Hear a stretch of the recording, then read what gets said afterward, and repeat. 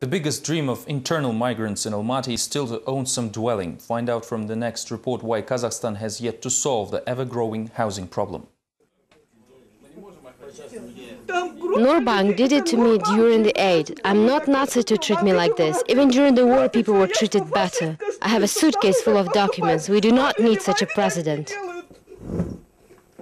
Aygul Usinova was thrown out to the streets when she could not repay the mortgage. There are thousands of Kazakh citizens like that, all of them dreaming of their own homes. Some register mortgages, some appear as squatters in official bulletins, and others are called defrauded real estate investors. On Thursday, the issue of adequate housing was discussed in the public association Shanarak. A recent research shows that only 10% of new residents of Almaty are happy with their status. The only alternative is the creation of agglomerations around Almaty to Kapchagay, where there are a lot of settlements. Basically, Almaty could easily handle a major inflow of people. During the winter, the homeless placement center accommodated twice as many people as it should, which is a sure sign that there are more and more homeless in the city. Unfortunately, there are no official numbers. If Aygul Usinova wants to protect her rights in the UN Commission on Human Rights, Kazakhstan should ratify the optional protocol to the Covenant on Economic, Social and Cultural Rights. In 1987, 91 countries joined the Covenant, but Kazakhstan did this only in 2005. If there is a task to overtake some Africa's third world countries, we must first ratify the optional protocol, if there is enough political will, that is. Participants of the round table know that Alatau district is practically living in the conditions of a guerrilla war. The list of countries that have domestic humanitarian refugees include Kazakhstan, Kenya, Cambodia and Zimbabwe. Such integration into the world community does not make officials happy. Residents of East Kazakhstan are left without heating and electricity, being victims of a conflict between anti-monopolists and local service providers. Representatives of the Shigis trade company commented about the situation during their recent visit to Almaty. Representatives of Shigis trade came to Almaty specifically to announce that the energy crisis in the region was caused by the actions of officials. Although the city is supplied with electricity by 2 hydropower stations, there is still a shortage of 50 megawatts every day. According to Svetlana Nishenko, only the raise of fares can solve the problem. However, officials are against it. It looks like the Agency for Regulation of Natural Monopolies is one to blame for the situation.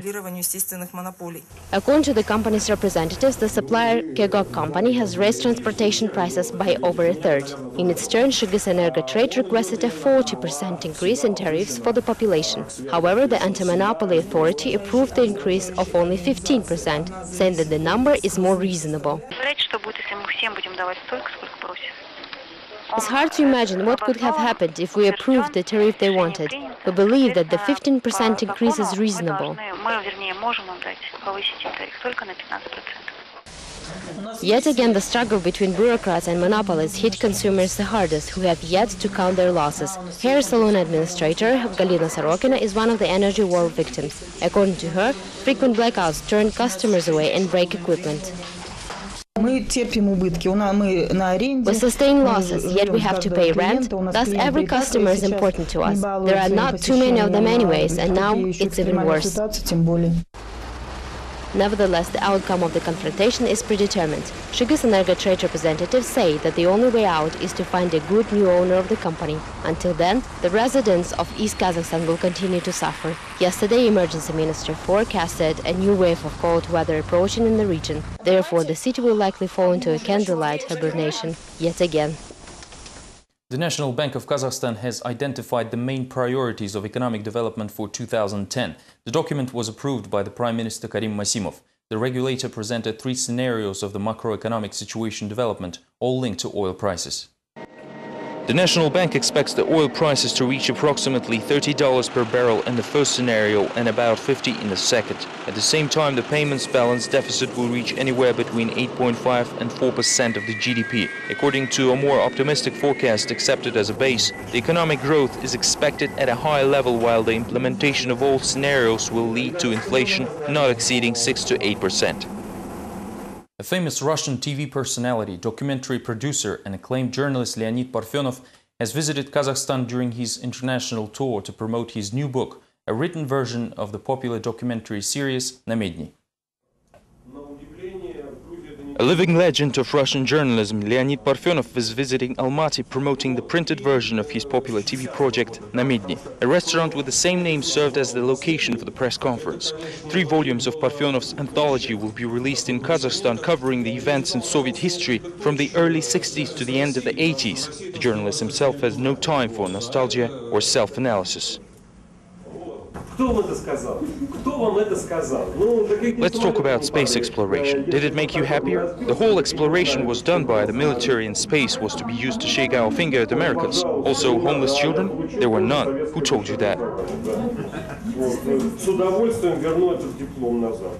Namedny was already proclaimed as the best book of the year at numerous contests. Yet Parfenov's favorite work is not the documentary series, but the project Gogol the Bird, released just before the 200th anniversary of the famous Russian writer Nikolai Gogol. The journalist is already planning new documentaries, including one about the USSR President Mikhail Gorbachev. The TV personality has also stayed for the close party in a restaurant, talking casually about the lack of new sports stars across the ruins of the USSR, Russia's relations with its neighbors, and why killers of Vlad Listyev, the legend of Russian journalism, were never found. Отсутствие общественного мнения о качестве. A lot can be said about the loss of certain ideals. After all, this was the most resonant contract murder in the history of modern Russia, but it was never solved, and unfortunately no one cares about it now. Массу вещей можно найти, если это в общем самое резонансное заказное убийство в истории. A book signing session was held this same evening in an Almaty bookstore. Right now, 3 volumes of Namedny can be bought with a substantial discount, complete with the author's autograph. These were the latest updates from Kazakhstan. Thank you for being with us, and goodbye.